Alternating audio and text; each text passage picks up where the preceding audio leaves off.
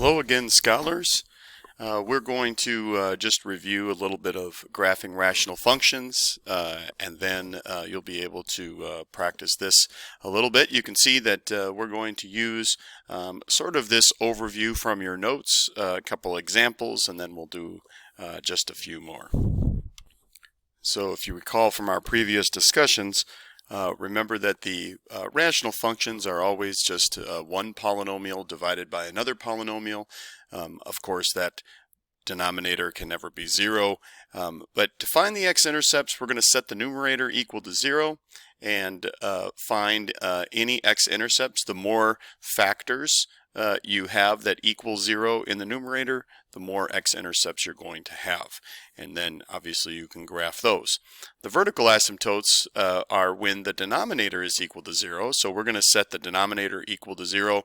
And again, factoring that can be very helpful to find the zeros in the denominator.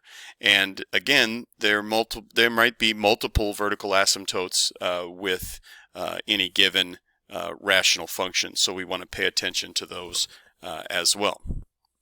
Another feature that we want to pay attention to is the horizontal asymptotes, and that depends on the degree of the polynomial in both the numerator and denominator. If the higher degree is in the numerator, then there's no horizontal asymptote. If the higher degree is in the denominator, then we have y equals 0, or the x-axis as a horizontal asymptote. And if the two are the same degree, perhaps a linear over a linear, then this is the leading coefficient of each part of the rational function, both numerator and denominator. That ratio creates the horizontal asymptote y equals that. And if we think about holes, this is really just a break in the graph where a value might be undefined. Remember that this results when we simplify and we end up having common factors both in the numerator and denominator, which end up making that one pair. If you want to find where the hole actually is, you want to take that common factor, set it equal to 0. That will give you your x coordinate.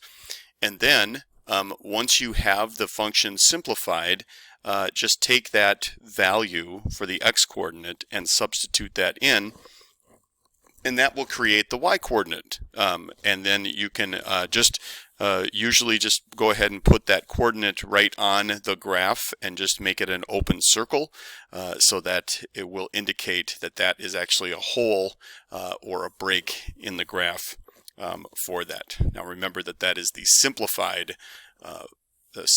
function as you look at it.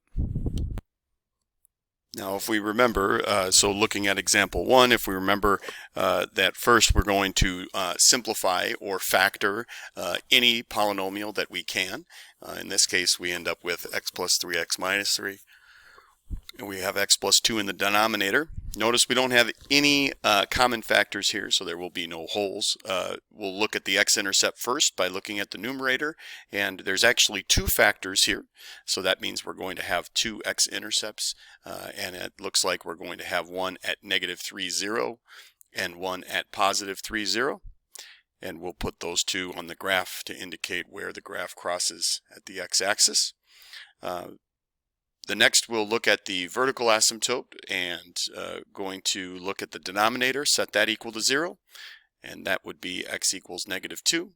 So the vertical asymptote is going to have a vertical line at x equals -2, and we can go ahead and graph that value, and we can see that we're going to have actually the range of this will not have any limitations because you can see that it goes from -infinity to +infinity, and then the domain you can use any x value except for the x value at -2, which is the vertical asymptote. So in this example, we'll go ahead and simplify. Again, the top is factorable, and then also the denominator is factorable as well. That's a difference of squares. So you can see that we're going to end up with a 1 pair, and that 1 pair is x plus 1. So that common factor would give us an x coordinate of, there's going to be a hole at -1. then the simplified function x minus 5 and x over 1, if we plug that -1 in, we'll see that that whole is going to be at -1, 3. If we look at the simplified function then for the x-intercept, you can see that there's going to be one at 5, 0. And then the vertical asymptote will be using the denominator x minus 1 equals 0, and x is going to be equal to +1. So that means that we're going to have a vertical asymptote at +1. And because these two have equal degrees, we know that the coefficients are going to give us what the horizontal asymptote is at y equals -1. And then either using Desmos or plugging in some points, you can find the shape of that function with that. And then we can see that the domain and range are going to include everything except for the vertical asymptote and the whole.